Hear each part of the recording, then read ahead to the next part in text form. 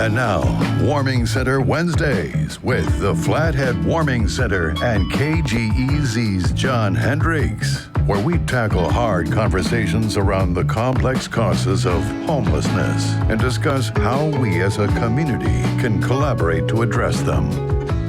And joining me today is a guy that should be no stranger to you, John Rausch. How you doing, John? Hello, John. Good to have you with us here today. And since the last time we talked, you've joined the staff at the Warming Center. Talk with us about your role there. I have joined the staff at the Warming Center. I am a resource manager for the Warming Center. So I coordinate with other agencies to have resources available for our guests who are experiencing homelessness to help them improve some area of their life, whether it be mental health treatment, whether it be addictions treatment, whether it be getting help with housing or employment. I work with other agencies to collaborate on helping people who are in the homeless situation get to a situation where they're improving their lives and improving their situation. I also manage the staff, both morning staff and evening staff, in terms of operations at the center. So that's kind of my role. One of the things that we should, I think might be a surprise to a lot of people, is that the Warming Center is a lot more than just a place to sleep. It absolutely is a lot more than a place to sleep. That's the most basic service we provide, is a place to sleep. We really try to connect people with resources and caring members of the community and supports where they can take some steps and have some support in improving their lives, whether it's getting treatment or getting housing or employment, or, we have faith organizations who go in there. We have medical providers who go in there. They can get a lot of their needs addressed in order to improve their situation in some way. So it's our most basic service is actually a place to stay. One of the things that you and I have talked about before is when we have co-occurring disorders. Kind of bring us up to date on what that's about. A co-occurring disorder is when you have a mental illness and a substance use disorder, which is an addiction, that are going on at the same time. The person is suffering from both. And we see a lot of those types of people suffering from both of those conditions who come to stay at the Warming Center. Do these co-occurring disorders, are they happening for the same reason? They happen for many different reasons. There's different causes to mental illness and different reasons for addiction. Mm-hmm. So everybody's story is a little different. Some people's co-occurring disorders are trauma-related. Some people's co-occurring disorders are based on organic brain conditions such as schizophrenia. Some people have an addiction which may create some mental health symptoms at some point, which would be referred to as a substance-induced psychotic disorder or substance-induced mental illness of some form. Everybody's is a little different. So tell us a little bit about what this does to a person. I mean, it's bad enough to be suffering one problem, but now you've got two or more problems at the same time. It really debilitates. Having a mental illness, having a history of maybe trauma or depression, severe depression or schizophrenia, where you have an actual psychotic, beliefs and maybe some hallucinations that you can't control, can be very debilitating and really affect all areas of somebody's life. And having an addiction on top of that, which is an addiction to a substance, on top of that can be very debilitating and can really impair a person's ability to function in any area of their life. And a lot of times people with co-occurring disorders will use substances to self-medicate their mental health. And that only makes things worse. Yes. I have brought, there is another one of our staff members, our community leads, Ray Young, came by today, and he is a staff member at the Warming Center, and he has valuable life experience in that he's in addictions recovery. And he brings that valuable experience to help some of the people at the Warming Center some of the guests suffering from addiction. So I'd like to kind of have him have the opportunity to speak to his experience with his recovery and how the Warming Center can actually help with addictions recovery or support with addictions recovery and how he is able to do that as well. So let's meet Ray, and let's understand his situation right after this.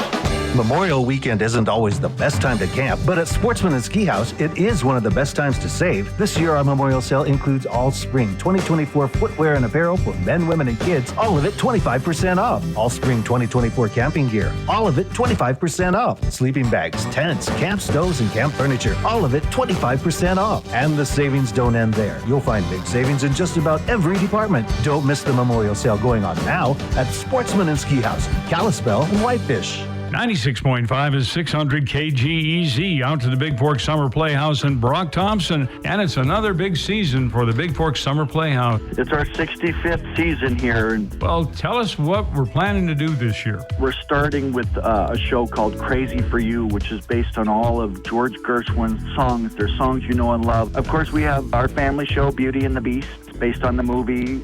We're bringing back Footloose, which was the Kevin Bacon movie in the 80s. And then the final show for this season is Legally Blonde, again based on that movie. Hands down, it's probably one of the toughest musical scores I've ever had to play. So this year, you've put together kind of a show packet. It's called the Early Season Packages. The best places to check online and see exactly where they are. But there's 6 different packages where you get seats for 2 for 3 shows. So talk with us about tickets. You can get them by calling. That's 406-837-4886. If you don't mind doing it yourself, go online. That's bigforksummerplayhouse.com. Tell it what seats you want to show you want to go to. And now, back to Warming Center Wednesdays with the Flathead Warming Center and KGEZ's John Hendricks. Our guest today is John Rausch, who is on the staff, and we have another staff member, Ray, with us. Hello, Ray. Hi, how are you doing? Good. Thanks for joining us today. Could you kind of tell us your situation and how you came to the Warming Center? Absolutely. I was born and raised here, 3rd generation right here in the Valley.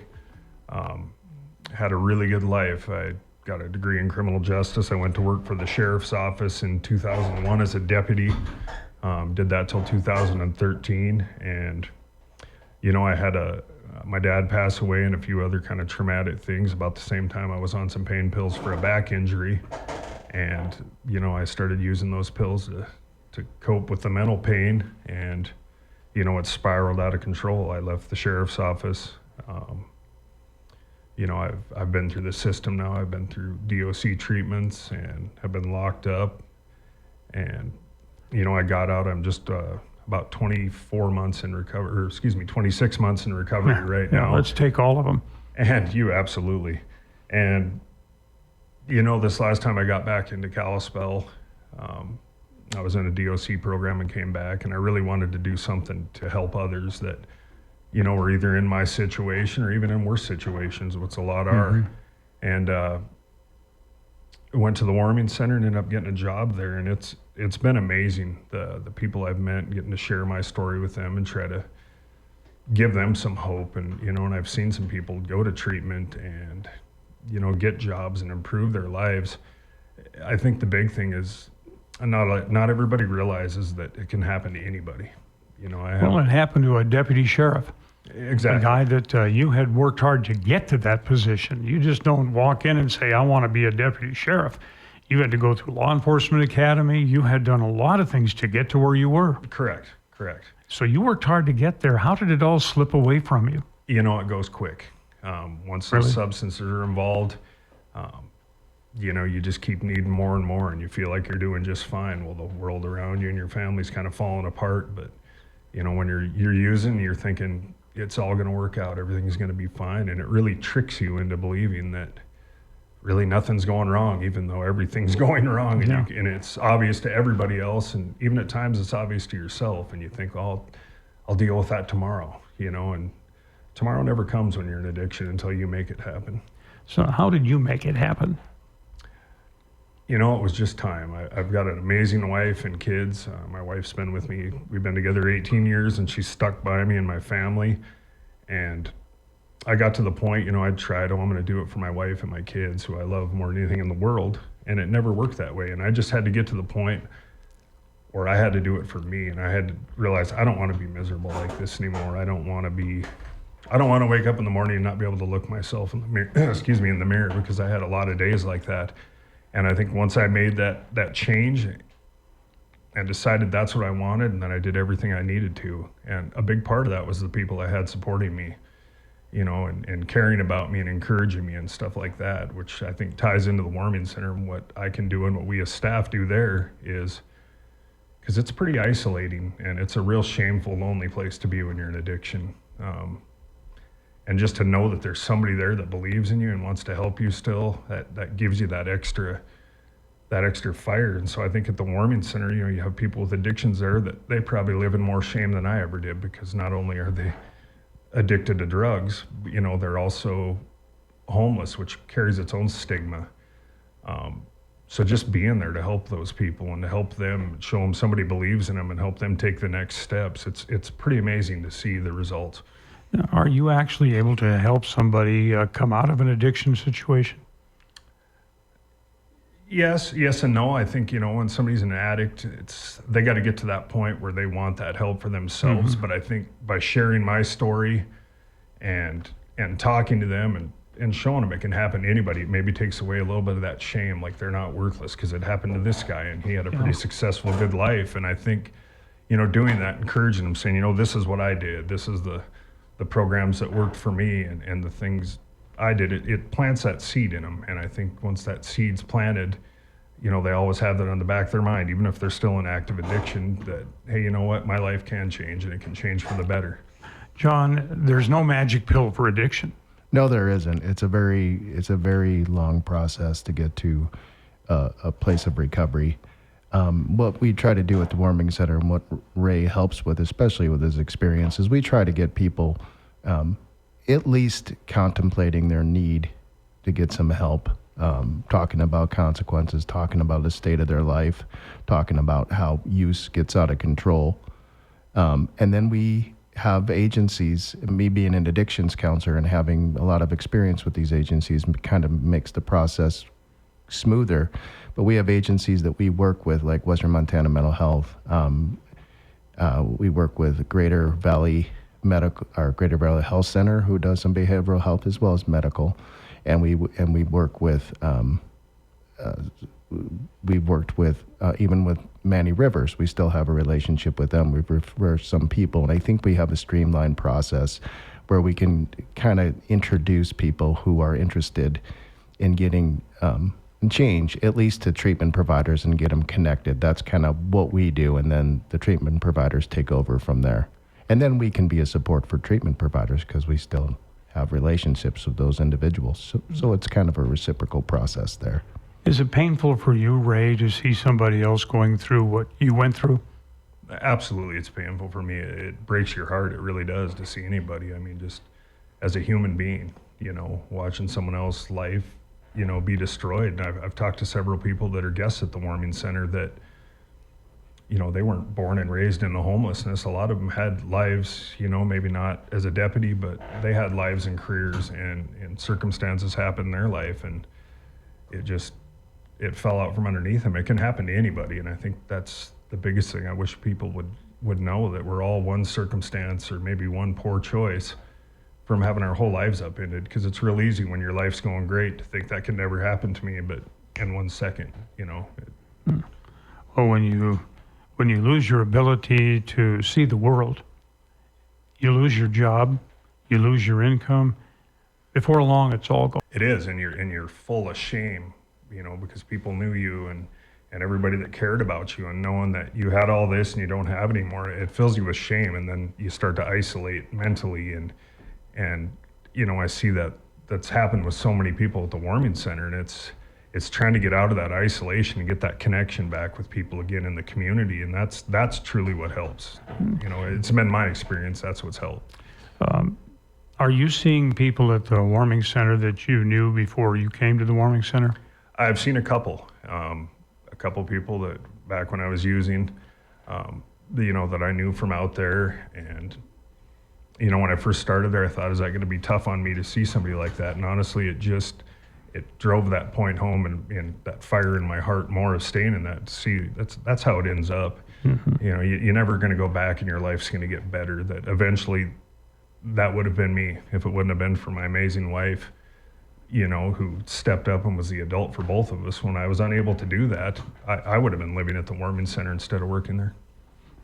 You're an example of a local guy who fell onto hard times and got your life back together again.